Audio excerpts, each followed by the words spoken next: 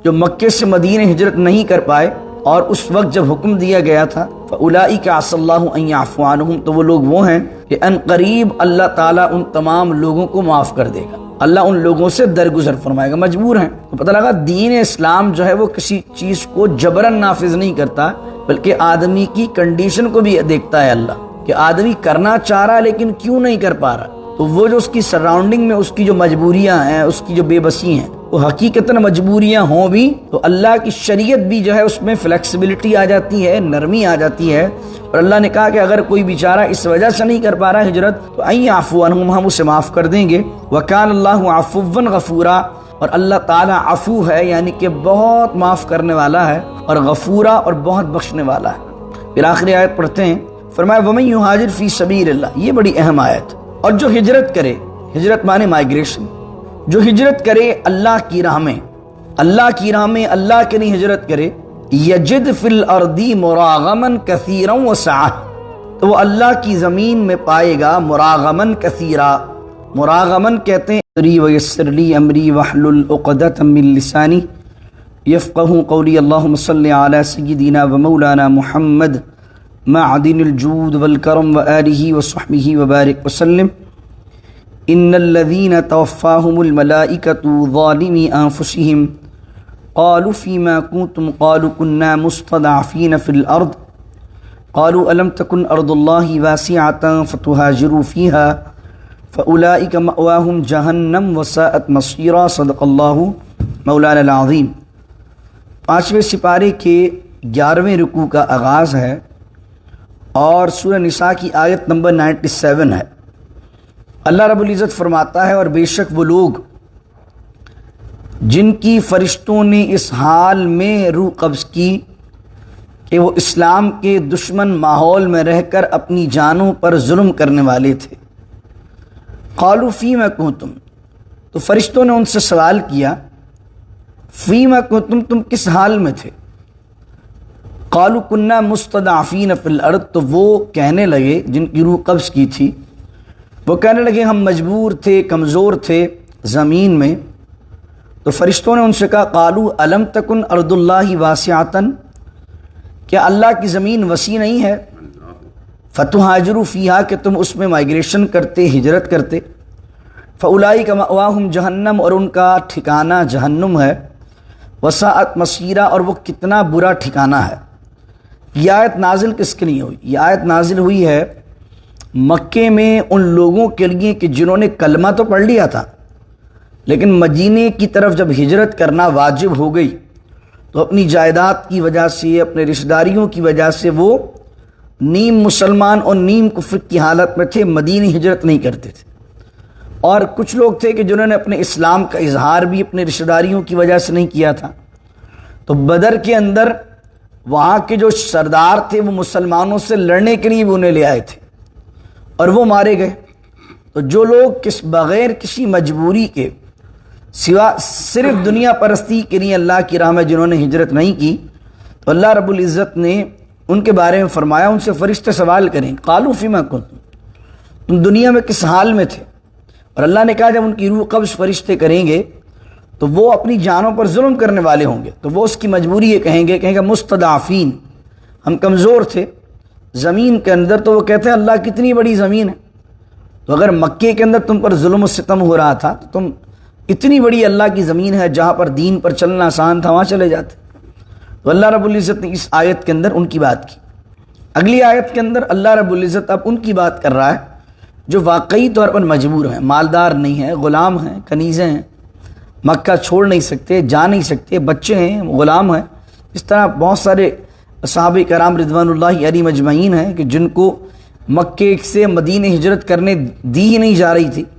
اللہ اب ان حقیقی مجبور اور بے بس لوگوں کی بات کر کے کہتا ہے الا المستضعفین، مگر ہاں وہ جو حقیقی طور پر معذور ہیں، مجبور ہیں، بے بس ہیں، من الرجالی مردوں میں سے، والنسائی عورتوں میں سے، والولدانی بچوں میں سے، لا یستطیعون حیلہ وہ استطاعت نہیں رکھتے، طاقت نہیں رکھتے کوئی تدبیر کرنے کی، کوئی اس طرح کا حیلہ کرنے کی کہ جس کے ساتھ وہ ہجرت کو کر پائیں، اور ولا یہتدون السبیل اور نہ وہ راستہ جانتے ہیں۔ کہ کس طرح دشوار گزار گھاٹیوں سے گزر کر مدینے پہنچنا ہے۔ تو اللہ فرما رہا ہے ہاں وہ جو حقیقی طور پر مجبور لوگ ہیں جو مکے سے مدینے ہجرت نہیں کر پائے اور اس وقت جب حکم دیا گیا تھا فَأُولَئِكَ عَسَى اللَّهُ أَن يَعْفُوَ عَنْهُمْ، تو وہ لوگ وہ ہیں کہ ان قریب اللہ تعالیٰ ان تمام لوگوں کو معاف کر دے گا، اللہ ان لوگوں سے درگزر فرمائے گا، مجبور ہیں۔ تو پتہ لگا دین اسلام جو ہے وہ کسی چیز کو جبراً نافذ نہیں کرتا، بلکہ آدمی کی کنڈیشن کو بھی دیکھتا ہے اللہ، کہ آدمی کرنا چاہ رہا ہے لیکن کیوں نہیں کر پا رہا۔ تو وہ جو اس کی سراؤنڈنگ میں اس کی جو مجبوریاں ہیں، اس کی جو بے بسی ہیں، وہ حقیقتاً مجبوریاں ہوں بھی تو اللہ کی شریعت بھی جو ہے اس میں فلیکسیبلٹی آ جاتی ہے، نرمی آ جاتی ہے، اور اللہ نے کہا کہ اگر کوئی بیچارہ اس وجہ سے نہیں کر پا رہا ہجرت تو ان یعفو عنہم، ہم اسے معاف کر دیں گے۔ وکان اللہ عفوا غفورا، اور اللہ تعالیٰ عفو ہے یعنی کہ بہت معاف کرنے والا ہے، اور غفورا اور بہت بخشنے والا ہے۔ پھر آخری آیت پڑھتے ہیں، فرمایا وَمَن يُهَاجِرْ فِي سَبِيلِ اللَّهِ، یہ بڑی اہم آیت ہے۔ اور جو ہجرت کرے، ہجرت مانے مائیگریشن، جو ہجرت کرے اللہ کی راہ میں، اللہ کی راہ میں اللہ کے لیے ہجرت کرے، یجد فی الارض مراغما کثیرا وسعہ، تو وہ اللہ کی زمین میں پائے گا مراغمن کثیرا۔ مراغمن کہتے ہیں ایسی جگہ جہاں پر پناہ مل جائے، جہاں پر شیلٹر آدمی کو مل جائے، اس کو کہتے ہیں مراغمن۔ فرمایا جو آدمی کسی مقام سے اللہ کے لیے ہجرت کرے گا تو جہاں بھی جائے گا اسے اچھی جگہ بھی اللہ دے گا، پناہ گاہ دے گا، اور چھوٹی پناہ گاہ نہیں ہوگی وہ، بلکہ اگر چھوٹی جگہ چھوڑ کر اللہ کے لیے جائے گا تو دوسری جگہ اللہ اس کو مراغمن کثیرہ، بڑی جگہ دے گا۔ وسع، وسع کا ترجمہ کیا، اور صرف پناہ گاہ گھر ہی اچھا نہیں ملے گا بلکہ اللہ رب العزت اس کے لیے دوسری جگہ روزی کے اسباب میں بھی وسعت عطا کر دے گا۔ اور یہ زندگی کے اندر تجربے بھی ہوئے، کچھ یہاں ڈیلس میں لوگ موو ہوئے، ان سے میری بات بھی ہوئی، ان کی یہاں ڈیلس میں موو ہونے کی ایک وجہ تھی، وجہ یہ تھی کہ ہم چاہتے ہیں کہ یہاں زیادہ ہمارے دیسی ہیں، مسجدیں زیادہ ہیں، اسلامی ماحول ہے، تو ہم اسلام کے قریب زیادہ رہیں، مسجدوں کے زیادہ قریب رہیں۔ تو وہ اپنی جابس چھوڑ کر، اپنے بزنسز کلوز کر کے وہ اس سرزمین پر ڈیلس سٹی میں اس لیے آئے کہ انہیں اپنے بچوں کو دین دینا تھا اور مسجدوں کے قریب رہنا تھا۔ تو یہ میرا ذاتی تجربہ ہے۔ پھر جب وہ یہاں آئے سب کچھ بند کر کے وہاں پر، تو اللہ نے یہاں پر ان کو جو گھر کے لیے لوکیشن بھی دی وہ بھی کمال دی، اور اللہ نے ان کی بزنس کے اندر ہی بڑی مدد فرمائی۔ یعنی انہیں جب ڈیل ملی یہاں پر آ کے، وہ ایسی ڈیل ملی کہ جو اس وقت ڈیل آ بھی نہیں رہی تھی مارکیٹ کے اندر۔ تو جو اللہ کے لیے ہجرت کرتا ہے تو اللہ اس کے لیے آسانی کے اسباب عطا کرتا ہے۔ اور ہجرت کرنا، کچھ نے لکھا کہ ہجرت کرنا بس فتح مکہ کے وقت سے پہلے تھا، جب مکہ فتح ہو گیا تو ہجرت باقی نہیں ہے، جبکہ اکثر مفسرین کہتے ہیں قیامت تک ہجرت باقی ہے۔ ہجرت کرنا واجب کب ہے، فرض کب ہے؟ ہجرت کرنا آدمی پر جب واجب و فرض ہے کہ جس علاقے میں وہ رہتا ہو وہاں دین پر عمل کرنا، اسلام پر عمل کرنا مشکل ہو جائے، تو ایسے آدمی پر اب اس علاقے کی طرف ہجرت کرنا واجب اور فرض ہے کہ جس علاقے میں دین پر عمل کرنا آسان ہو۔ اگر کسی علاقے کے اندر دینی احکامات پر روکا جائے، ریسٹرکشنز ہوں، یہ نہیں کر سکتے، یہ نہیں کر سکتے، تو اسلامی معاشرے کی طرف جانا، یا کم از کم ایسی حکومت کی طرف جانا کہ جو اسلامی احکام پر عمل کرنے میں رکاوٹ نہ بنے، ایسی جگہ پر ہجرت کرنا آدمی پر واجب ہے۔ جسے جن ممالک کے اندر اگر اسلام کے احکام پر عمل کرنے پر پابندی لگا دی جائے، جیسے نقاب کرنے پر، حجاب کرنے پر، مسلمانوں کو مسجد بنانے پر، نماز پڑھنے پر، اس طرح جس طرح جو مسلمان کے جو رائٹس ہیں، جو مسلمانوں کے احکامات ہیں، ان کو ابیوز کیا جانے لگے اور اس چیز پر پابندیاں لگ جائیں، تو پھر اس مقام سے ہجرت کرنا مسلمانوں پر واجب ہو جاتا ہے۔ اور آدمی اپنے مال و دولت کی وجہ سے ہجرت نہیں کرے گا تو پھر وہ ان کے زمرے میں آئے گا جن کی میں نے پہلی آیت میں بات کی کہ فرشتے ان کی روح قبض کرتے ہوئے کہتے ہیں کہ قالوا فیما کنتم، تم کس حال میں تھے؟ وہ کہیں گے مجبور تھے، کاروبار تھا، یہ تھا، وہ تھا۔ تو وہ کہیں گے قالوا الم تکن ارض اللہ واسعۃ، کہ اللہ کی زمین اتنی بڑی ہے، مالک نے مقدر میں روزی لکھی ہے تو یہاں بھی وہی دے رہا ہے، کسی اور جگہ جاؤ گے وہ بھی وہی دے گا۔ تو اس لیے امریکہ میں بھی جو لوگ کسی اور اسٹیٹ میں رہتے ہیں جہاں مسجدیں نہیں ہیں، جہاں پر دین پر عمل کرنا مشکل ہے، جہاں اولادیں بگڑ رہی ہیں، تو وہاں سے موو ہونا اور اس علاقے میں اس انوائرمنٹ میں جانا کہ جہاں آپ کی فیملی کا دین محفوظ ہو، اس فیملی انوائرمنٹ میں جانا واجب ہے۔ یہ ایسی نہیں ہے، چوائس چیز نہیں ہے، یہ واجب ہے، اللہ نے آپ پر واجب کیا۔ آپ کو پتہ ہے کہ اگر میں اس سوسائٹی میں رہا، اس علاقے میں رہا، اس محلے میں رہا، ماشاءاللہ یہاں تو ہم نے بہت دیکھا ہے، ڈیلس میں تو بہت دیکھا ہے کہ لوگوں کی کوشش ہوتی ہے، لوگ مہنگے مکان لیتے ہیں مسجد کی وجہ سے، اور بلڈرز کو بھی معلوم ہے کہ اگر مسجد بنا دیں تو قریب کے پلاٹ آٹومیٹکلی مہنگے ہو جائیں گے۔ آپ کو یاد ہوگا کہ یہ قریب کے جو پلاٹس ہیں یہ کسی زمانے کے اندر کوڑیوں کے داموں ملتے تھے، لیکن یہ 2 مسجدیں بننے کی وجہ سے آپ دیکھتے ہیں کہ قریب کے اطراف کے مکانات کتنے مہنگے ہو گئے۔ تو بلڈر بھی جانتا، تو لوگ اب یہ جو مسجد کی وجہ سے مہنگا مکان بھی لے رہے ہیں، اللہ اس پر بھی اجر دے گا، کیونکہ یہ مہنگا مکان کیوں لے رہا ہے؟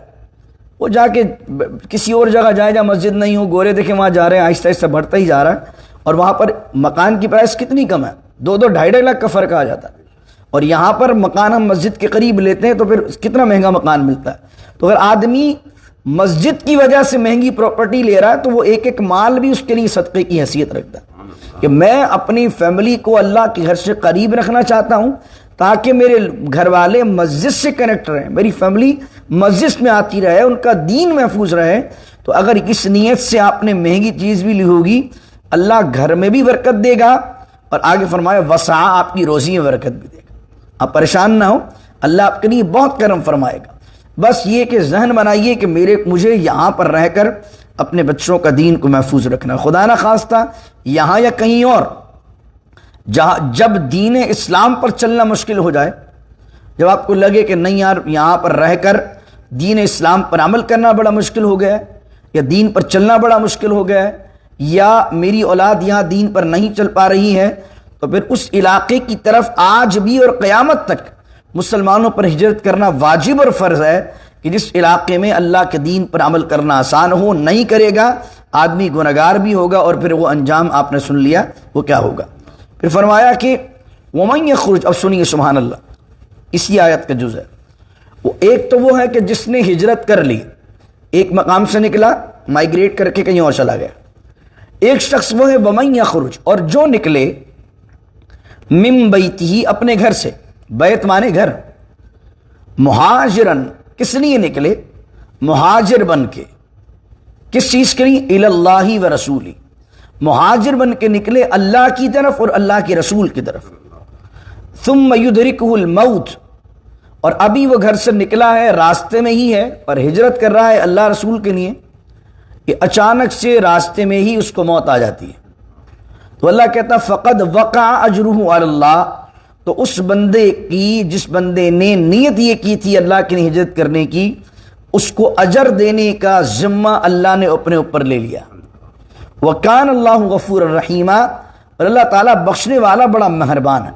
یہ آیت نازل ہوئی ایک صحابی کے لیے، وہ مکے کے اندر موجود تھے، جب اللہ نے یہ کہا کہ جو ہجرت کرے اللہ کی راہ میں، اللہ زمین کے اندر بہترین پناہ گاہ بھی اس کو دے گا اور رزق میں وسعت بھی دے گا۔ جب ہجرت فرض ہوئی تو انہوں نے کہا کہ میں اگرچہ بوڑھا ہو چکا ہوں لیکن میرے پاس اتنا مال ہے کہ میں ہجرت کر سکتا ہوں۔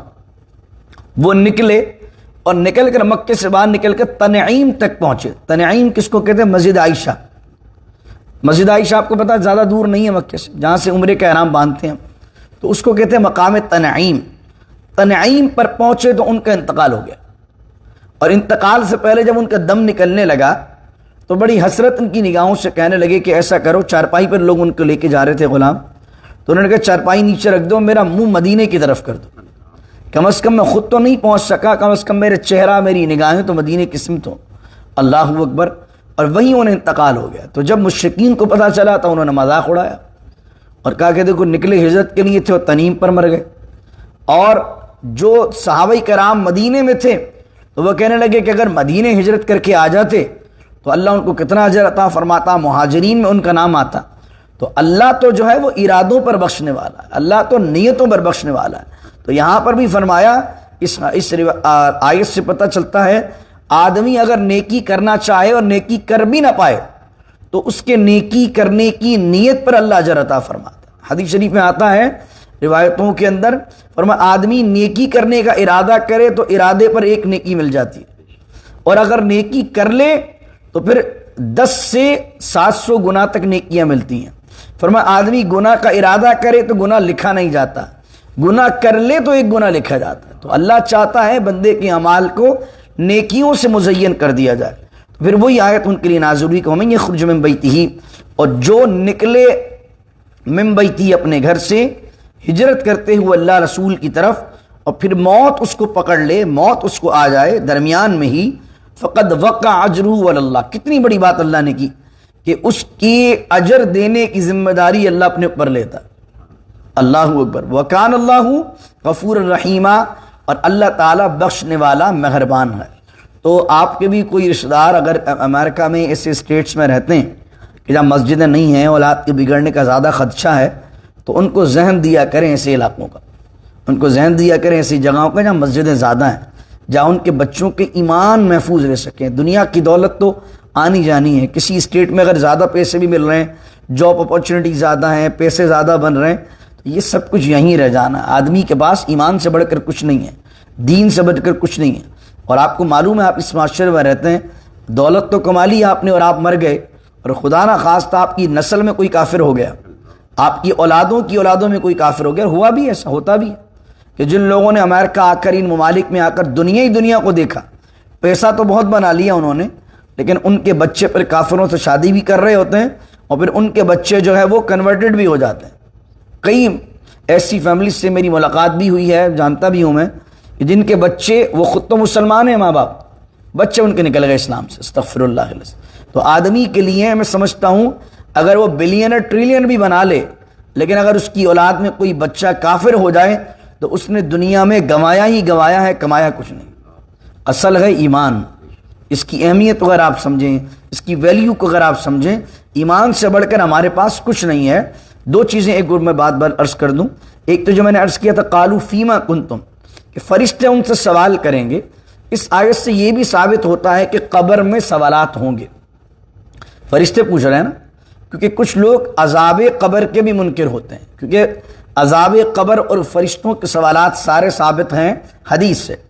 تو جب آپ کہتے ہیں قبر میں آدمی جاتا ہے تو فرشتے پوچھتے ہیں من ربو کا، ما دینو کا، تیرا رب کون ہے، تیرا دین کیا ہے، حضور کا چہرہ دکھایا جاتا ہے، یہ ساری حدیث سے ثابت ہے۔ تو جو لوگ حدیث کا انکار کرتے ہیں وہ قبر کے عذاب کا بھی اور قبر کے سوال کا بھی انکار کرتے ہیں، کہتے ہیں قرآن میں کہاں لکھا۔ تو ہم یہ جو آیت ہے ان الذین توفاہم الملائکہ، کہ وہ لوگ جن کی روح فرشتے قبض کرتے ہیں، اور قبض کرنے کے بعد فرشتے کیا کہتے ہیں، قالوا فیما کنتم، تم کس حال میں تھے۔ تو قالوا فیما کنتم یہ بتا رہا ہے کہ فرشتوں سے سوالات و جوابات ہوتے ہیں۔ یہ آیت بتا رہی ہے کہ قبر میں سوال ہوگا، رب کے بارے میں بھی، دین کے بارے میں بھی، اور حضور کا چہرہ صلی اللہ علیہ وسلم دکھایا جائے گا اور پوچھا جائے گا ان کے بارے میں کیا کہتے تھے۔ 5 سوال آئے حدیث میں، زیادہ تر روایتیں 3 کے بارے میں۔ 5 سوال کون سے ہیں؟ من ربو کا، تیرا رب کون، ما دینو کا، تیرا دین کیا، ما کنت تقول فی حق ھذا الرجل، حضور کا چہرہ ہر بندے کو دکھایا جائے گا اور کہا جائے گا دنیا میں ان کے بارے میں کیا کہتا تھا۔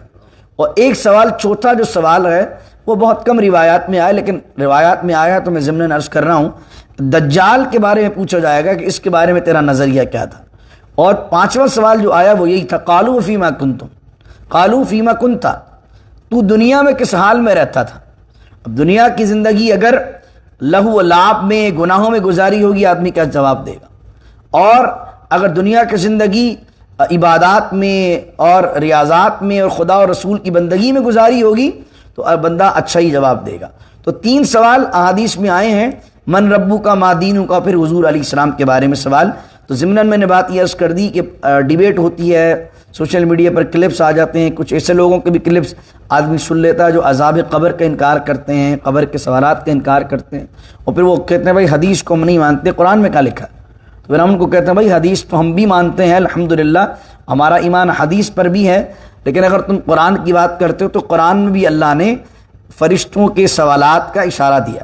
دوسری بات یہ بخاری کی پہلی حدیث، وہ بھی ہجرت کے بارے میں آپ نے سنی ہوگی، لیکن زیادہ تر وہ روایت عادی لوگ جانتے ہیں، انما الاعمال بالنیات۔ یہ حدیث کب حضور نے فرمائی؟ یہ حضور علیہ السلام نے یہ روایت جب فرمائی، اور حضور علیہ السلام نے بیان جب فرمایا کہ مکے سے مدینے کچھ لوگوں نے ہجرت کی۔ اب ہجرت کرنے والوں کے اندر 2 لوگ تھے، ایک تو ہجرت وہ کر رہے تھے جن کی ہجرت خالصتاً اللہ کے لیے تھی اور اللہ کے رسول کے لیے تھی. کچھ لوگوں نے ہجرت اس لیے کی کہ وہ مکے میں جس لڑکی کو پسند کرتے تھے, جس عورت کو پسند کرتے تھے, وہ مدینے چلی گئی. تو اب محبوب صاحب کا دل ہی نہیں لگ رہا مکے میں, تو انہوں نے کہا یار محبوبہ جب چلی گئی ہیں ہماری مدینے, ہم بھی مدینے چلے جاتے. وہ بھی چلے گئے مدینے تاکہ بھائی اس بندی سے نکاح کریں. اور کچھ لوگوں نے ہجرت اس لیے کی کہ جن لوگوں سے وہ کاروبار کرتے تھے, جو ان کے بزنس پارٹنر تھے, جو کسٹمر تھے, وہ سارے مدینے ہجرت کر گئے. تو آدمی کو پتا ہوتا ہے جہاں میرے جو ہے کسٹمرز ہیں مجھے وہیں دکان کھولنی چاہیے, وہیں کاروبار کرنا چاہیے. کچھ لوگوں نے ہجرت جو ہے کاروبار کی وجہ سے کی. تو اب ہجرت کا قافلہ تو ایک ہی ہے, لڑکی کے لیے ہجرت کرنے والا, عورت کے لیے ہجرت کرنے والا, کاروبار کے لیے ہجرت کرنے والا, اللہ رسول کے لیے ہجرت کرنے والا, راستہ بھی سیم ہے اور ہجرت کا قافلہ بھی ایک ہے, سب مدینے ہی جا رہے ہیں. تو کیا اجر ان کا برابر ہوگا؟ تو حضور سے یہ سوال کیا گیا. تو حضور علیہ السلام نے فرمایا انما الاعمال بالنیات, عمل کا دار و مدار نیتوں پر ہے. پھر یہ پوری روایت آگے بخاری کی پہلی حدیث, فمن کانت ہجرتہ الی اللہ ورسولہ فہجرتہ الی اللہ ورسولہ, جس نے ہجرت کی اللہ رسول کے لیے اس کی ہجرت اللہ رسول کے لیے. ومن کانت ہجرتہ الی الدنیا او یصیبها او امرأة او ينکحها فہجرتہ ما ہاجر الیہ کما قال علیہ السلام. یہ پوری روایت ہے. اور جو ہجرت کرے دنیا کے لیے یا کسی کام کے لیے یا کسی عورت سے نکاح کرنے کے لیے, تو اس کی ہجرت اسی چیز کے لیے ہے جس کی اس نے ہجرت کی ہے. یعنی پھر اس کو ثواب وغیرہ نہیں ملے گا.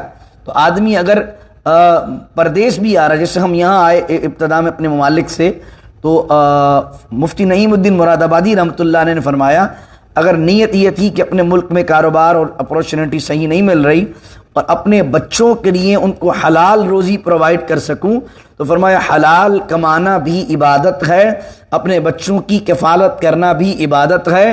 اگر نیک نیت ہی اس نیت سے انٹینشن سے ہجرت کرے گا, کمانے کے لیے بھی اس لحاظ سے کہ کمانا حلال عبادت ہے اور بچوں کی کفالت کروں گا, تو اس پہ بھی ثواب ملے گا. لیکن دنیا کے اندر جسٹ اس لیے جا رہا ہوں, اپورچونٹی زیادہ ہے وہاں مجھے تھوڑا شوق زیادہ باہر جانے کا, تو اس نیت سے کرے گا تو پھر وہ اللہ رسول کے لیے ہجرت نہیں ہوگی. ڈیلس اس لیے آ گئے کہ بھائی جناب تمام جو ہے وہ کارپوریٹ ورلڈ کی جو ہیڈ کوارٹرز ہیں وہ ڈیلس موو ہوتے جا رہے ہیں. آئی ٹی سیکٹر کی کافی جابس یہ ڈیلس میں آتی جا رہی ہیں.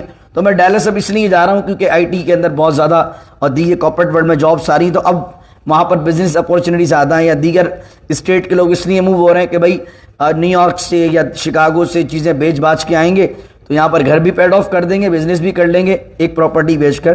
تو یہ ساری دنیا کی نیت ہے. آپ اگر اللہ رسول کے لیے نیت کر لیں گے دین کے لیے, تو اس کے انڈر میں یہ سارے کام آپ کے ہو جائیں گے اور ثواب بھی مل جائے گا. اور اگر دنیا داری کی نیت کریں گے تو پھر ثواب وغیرہ کچھ نہیں ملے گا اور آپ کو بس دنیا داری کی نیت کے اوپر ہی معاملات آپ کے چلیں گے. تو اس لیے نیت بڑی امپورٹنٹ چیز ہوتی ہے. کہیں بھی آپ جا رہے ہیں تو اپنی نیت کو دیکھیں اور اس نیت کو خالص کر لیں گے تو وہی نیت دین بن جائے گی, اور نیت اگر آپ دنیا کی کریں گے تو وہی دنیا بن جائے گی. دعا کیجیے اللہ رب العزت سے اللہ تعالی ہمیں نیت کے اخلاص نصیب فرمائے. اور جو لوگ اپنے ممالک کو چھوڑ کر اس سرزمین پر یا دنیا میں کہیں بھی گئے ہیں, اپنی فیملیز کو لے کر گئے, اللہ ہم سب کے ایمان کی حفاظت کرے, ہمارے دین کی حفاظت کرے. اور جن کے لیے اللہ نے کہا مراغمن کثیرا وسعا, کہ جو اللہ کے لیے ہجرت کرے اللہ اس کو بہترین پناہگاہ دیتا ہے, کثرت والی پناہگاہ دیتا ہے اور اس کی روزی بھی بڑھاتا ہے. تو اللہ تعالیٰ اس آیت کے صدقے ہماری رزق میں بھی برکت دے, ہمارے مکانات میں بھی برکت دے اور ہمیں کثیر مراغمن بھی عطا کرے اور وسعت والی روزی بھی عطا کرے. بسم اللہ الرحمن الرحیم. الحمدللہ رب العالمین والصلاة والسلام علی اشرف الانبیاء والمرسلین. ربنا ظلمنا انفسنا وان لم تغفر لنا وترحمنا لنكونن من الخاسرین. رب اجعلنی مقیم الصلاة ومن ذریتی ربنا وتقبل دعاء. ربنا اغفر لي ولوالدي وللمؤمنين يوم يقوم الحساب. ان الله ملائكته يصلون على النبي يا ايها الذين امنوا صلوا عليه وسلموا تسليما. اللهم صل على سيدنا ومولانا محمد معدن الجود والكرم وآله وصحبه وبارك وسلم. سبحان ربك رب العزة عما يصفون, سلام على المرسلين, الحمد لله رب العالمين. لا إله إلا الله محمد